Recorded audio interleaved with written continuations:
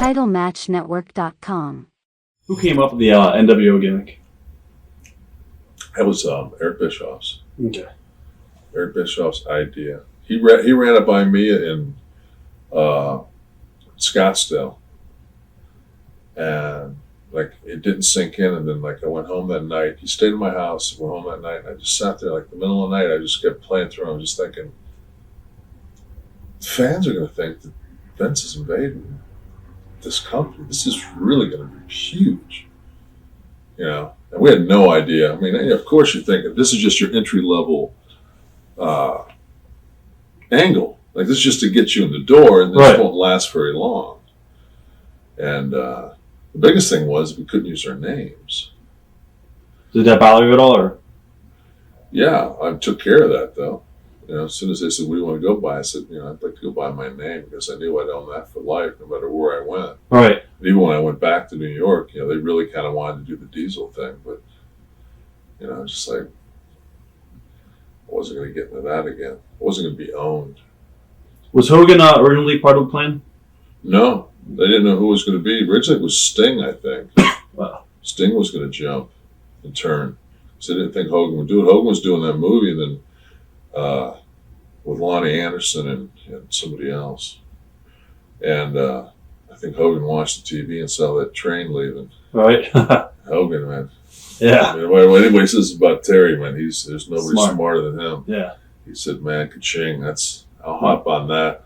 I'll be the, you know," and it was fine. What are your memories of I guess, in the beginning, how it first played out? I mean, were you happy with the way? No, because, you know, it was, you know, we went in to do these interviews, and, you know, he's that old school ramble, you know. Scott and I were soundbite guys. Right. You know, we were trying to keep it real, and, you know, we didn't want to do it like a wrestling angle. We thought the thing to make this thing work would be like to be anti-wrestling, anti-everything. And so the first day we went to we're at Disney MGM, and we did the first black and white thing.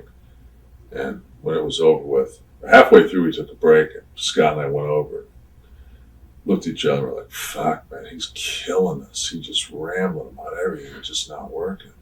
So we went to Eric that night. We went and ate some food with Eric, and Terry went back to Tampa. We were stuck in the hotel, and we just said, "Man, this isn't working." You know, he said, "You know, Neil Pruitt's got some ideas how he can chop it up." And that's when they did that edited black and white, right. You know, really kind of edgy, and it worked. And then that way there, and that was the whole thing. I mean, Eric did such a good job of managing those egos and making things work. I'm going to ask you about all that. Yeah, definitely.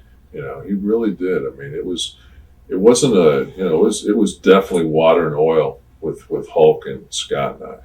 I was going to ask you, as far as Eric Bischoff is concerned, did you guys get along with him? Because this is now the first time that you guys are working with him, and as far as like... Yeah, I liked him. Eric is still a friend of mine. I mean, I consider Eric a friend of mine.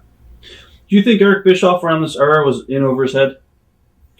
I think anybody would have been. You know, I just think that there were so many egos. And see, Eric had always, since day one, had been fighting Turner.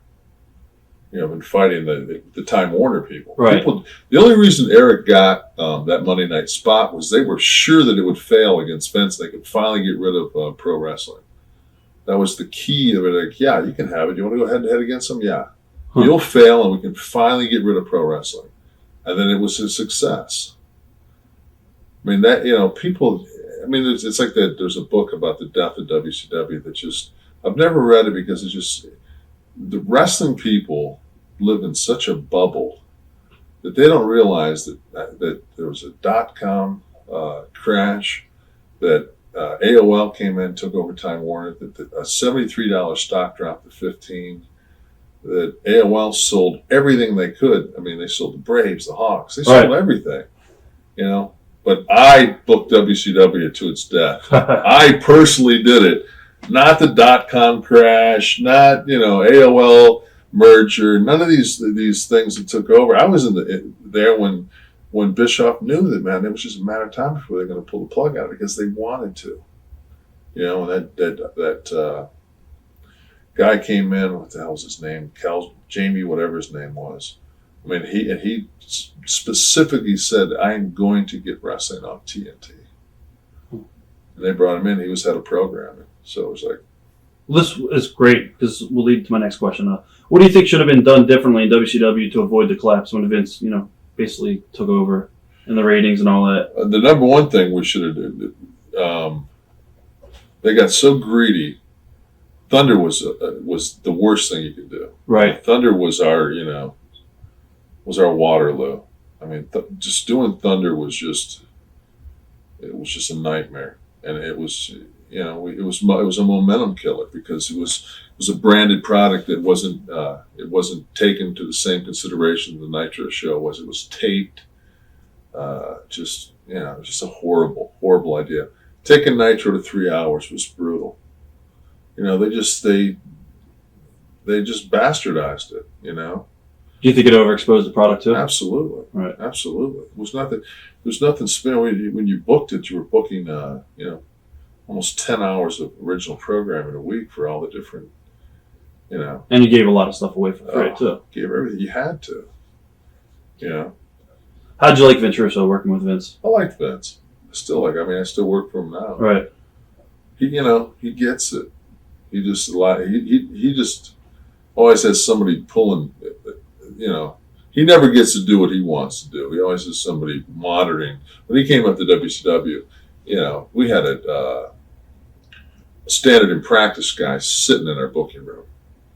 That just really kiboshed 90% of the stuff that you would even try to throw out. So it was. He got there and realized it was. It wasn't going to work.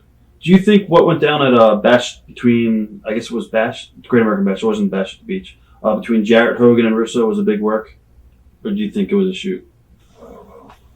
Because I know there was a whole lawsuit. I always felt it was work, but I'm a wrestler, so anything that happens out there, I think it's a work. Right. Including the Bret Hart thing, I still think it's a work. Dude, really? Wow. Yeah, but I think parts of it were. I think they turned it, I think it was, because when you watch that tape back, they show Vince come out staggering like he's been punched. That was a Titan. That was a WWE tape, and Vince wouldn't show himself in that light unless he wanted to show himself in that light. So that had a work aspect of it. I think everything's work. It's always, what I mean? It's just like too much money that we're just going to shoot.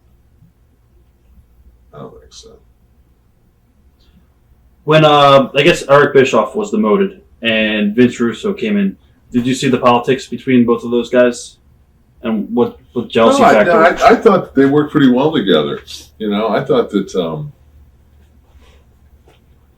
they worked well together under the circumstances. Eric has an ego, but Eric's not. He's pretty easy. If you don't lie to Eric, like if you tell Eric, you're a prick, I don't like you. Obviously, you're a prick too. Then that night he'll say, "Hey, you prick, want to get a beer?" Right. Eric's that kind of guy. So it's like, if you're honest with Eric, there was a lot of times Eric and I argued, and Scott and Eric, but we always liked him. We always respected him. I always thought he had, Eric has a really good mind for it. It's hard for he has to visualize. If he can't visualize it, it won't work for him. But if he visualizes it, if you can explain it and make him visualize it, and he has to visualize it like he'll see it on a TV screen, which took a while for me to understand. If you can explain it to him like that way, he can actually see it because he's so visual. It's just like, bam, and then he in his mind will always enhance the idea. He really, he's got a really good mind for the business. Name a person in this industry that's had Vince McMahon on the ropes. There isn't anybody. Just him. Yeah. Just him. People say that they had no idea who was in charge in WCW. Is that accurate? No. Okay. People knew who to go to. I knew who to go to. All right.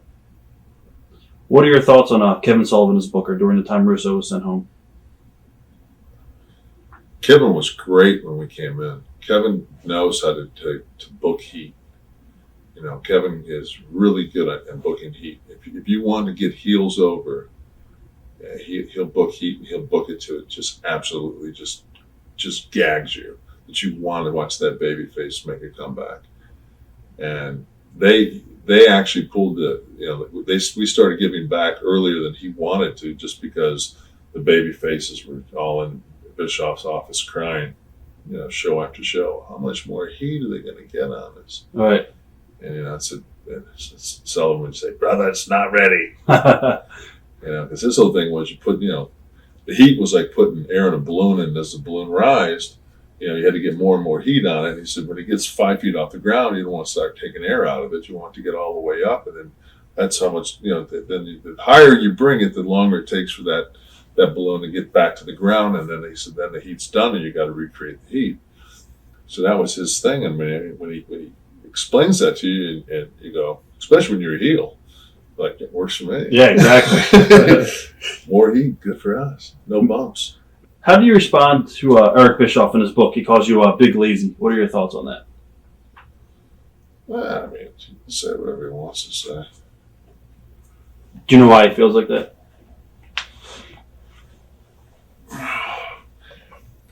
I think I had lost my desire, to perform at that level. I did. I mean, it's not like it wasn't justified, but at the same token, it's like anything else. Wasn't too many guys in that hierarchy working harder than I was. I was still doing house shows. So. TitleMatchNetwork.com